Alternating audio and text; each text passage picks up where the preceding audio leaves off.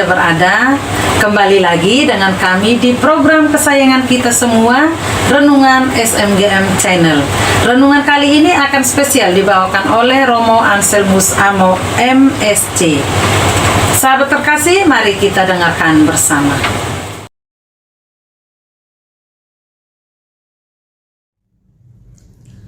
Shalom saudara terkasih, para sahabat Live Spirit, selamat berhari Minggu, dan pada hari ini kita akan mendengarkan firman Tuhan dari Injil Lukas pasal 2 ayat 22 sampai dengan ayat 40. Dikatakan untuk kita sekalian tentang Yesus disunat dan diserahkan kepada Tuhan, dan juga ada kisah tentang Simeon dan Hana. Mari kita mendengarkan sabda Tuhan ini. Tuhan bersamamu dan bersama rohmu. Inilah Injil suci menurut Lukas. Dimuliakanlah Tuhan.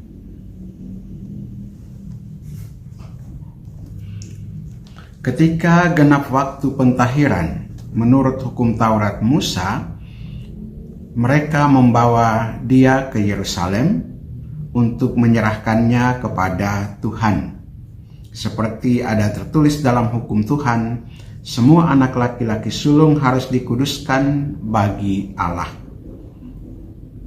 Dan untuk mempersembahkan korban menurut apa yang difirmankan oleh hukum Tuhan, yaitu sepasang burung tekukur atau 2 ekor anak burung merpati.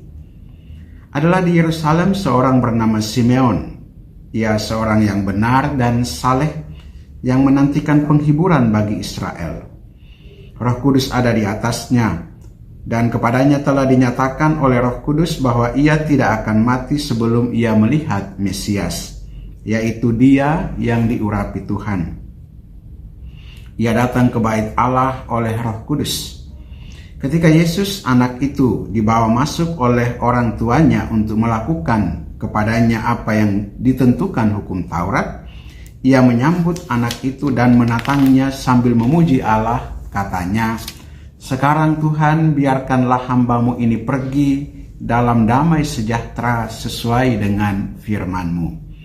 Sebab mataku telah melihat keselamatan yang daripadamu, yang telah Engkau sediakan di hadapan segala bangsa, yaitu terang yang menjadi penyertaan bagi bangsa-bangsa lain dan menjadi kemuliaan bagi umat-Mu Israel." Dan bapa serta ibunya amat heran akan segala apa yang dikatakan tentang dia. Lalu Simeon memberkati mereka dan berkata kepada Maria, ibu anak itu, "Sesungguhnya anak ini ditentukan untuk menjatuhkan atau membangkitkan banyak orang di Israel, dan untuk menjadi suatu tanda yang menimbulkan perbantahan. Dan suatu pedang akan menembus jiwamu sendiri, supaya menjadi nyata pikiran hati banyak orang." Lagi pula di situ ada Hana, seorang nabi perempuan, anak Fanuel dari suku Asyer. Ia sudah sangat lanjut umurnya. Sesudah kawin ia hidup 7 tahun lamanya bersama suaminya, dan sekarang ia janda dan berumur 84 tahun. Ia tidak pernah meninggalkan bait Allah, dan siang malam beribadah dengan berpuasa dan berdoa. Dan pada ketika itu juga datanglah ia ke situ dan mengucap syukur kepada Allah, dan berbicara tentang anak itu kepada semua orang yang menantikan kelepasan untuk Yerusalem. Dan setelah selesai semua yang harus dilakukan menurut hukum Tuhan, kembalilah mereka ke kota kediamannya, yaitu kota Nazaret di Galilea. Anak itu bertambah besar dan menjadi kuat, penuh hikmat, dan kasih karunia Allah ada padanya. Demikianlah sabda Tuhan. Terpujilah Kristus.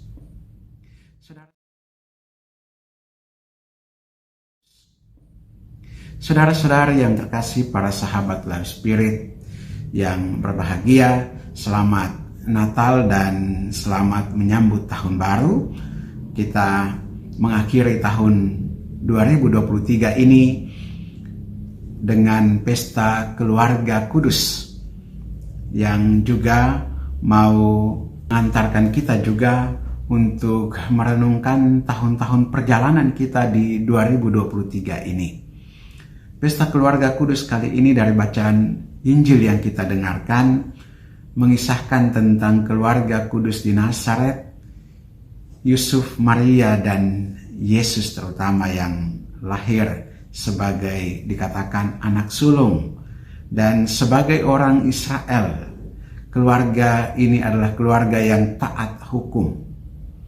Karena itu Maria dan Yusuf mengantar Yesus untuk datang ketika genap waktu pentahiran menurut hukum Taurat untuk datang ke Yerusalem di Bait Allah untuk disunatkan. Memang hukum Tuhan dalam hukum Taurat mengatakan demikian. Terutama ketika kita membaca dari kitab Imamat yang menyuguhkan atau menyampaikan kepada kita tentang hukum ini. Dan pada waktu pentahiran itu yang ditahirkan di sana adalah ibu Maria, ya, yang menurut hukum Taurat selama 7 hari, ya, dianggap itu perlu untuk ditahirkan setelah melahirkan. Jadi hari ke-8 adalah hari pentahiran itu dan anak itu disunatkan. Nah, kitab Imamat yang kita dengarkan pada hari ini juga menyatakan kepada kita sekalian tentang hukum ini dalam Imamat pasal 12 ayat 6. Bila sudah genap hari pentahirannya, maka anak laki-laki atau anak perempuan haruslah dibawa seekor domba berumur setahun sebagai korban bakar dan seekor anak burung merpati atau burung tekukur sebagai korban penghapus dosa ke pintu kemah pertemuan.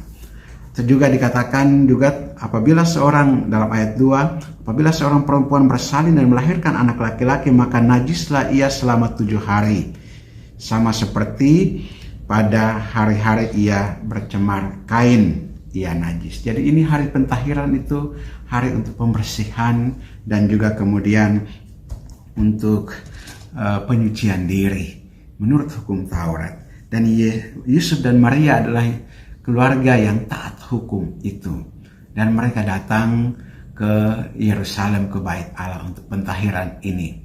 Dan untuk mempersembahkan Yesus sebagai anak sulung mereka, sebagaimana juga dalam hukum Taurat dari kitab Bilangan, kitab Keluaran pasal 12 ayat yang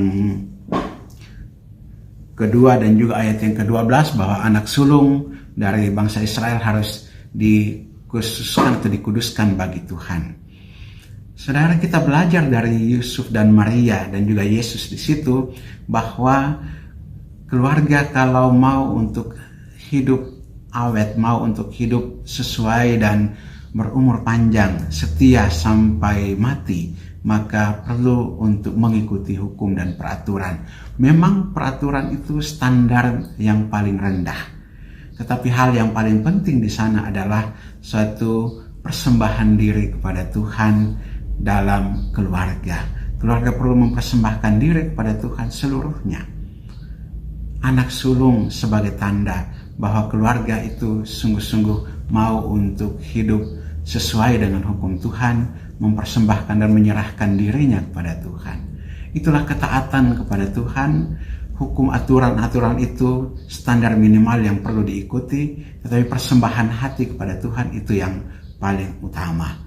Dan mari kita juga memohon kiranya juga Tuhan memberkati keluarga-keluarga kita, sehingga keluarga-keluarga kita juga menjadi keluarga-keluarga yang taat hukum, yang taat kepada Allah, tetapi juga dalam hidup bersama, dalam relasi dengan sesama keluarga-keluarga lainnya, kita senantiasa saling mendukung satu sama lain dan saling meneguhkan satu sama lain, sehingga juga kehidupan bersama kita, baik kehidupan bermasyarakat maupun kehidupan menggereja, kehidupan beragama, semuanya itu kita satukan dan kita nyatakan sebagai ungkapan kasih kita di dalam keluarga, kasih kita kepada sesama, dan juga kasih kita kepada Allah sebagai ungkapan ketaatan kita kepada kuasa dan bimbingan Allah.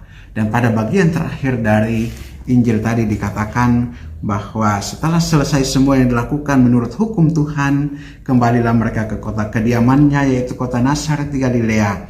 Anak itu bertambah besar dan menjadi kuat, penuh hikmat, dan kasih karunia Allah ada padanya.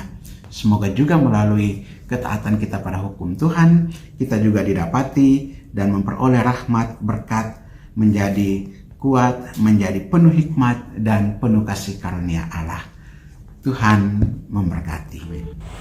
Terima kasih kepada Romo Anselmus Amo yang telah membawakan renungan kita pada hari ini. Sampai jumpa di renungan SMGM edisi berikutnya.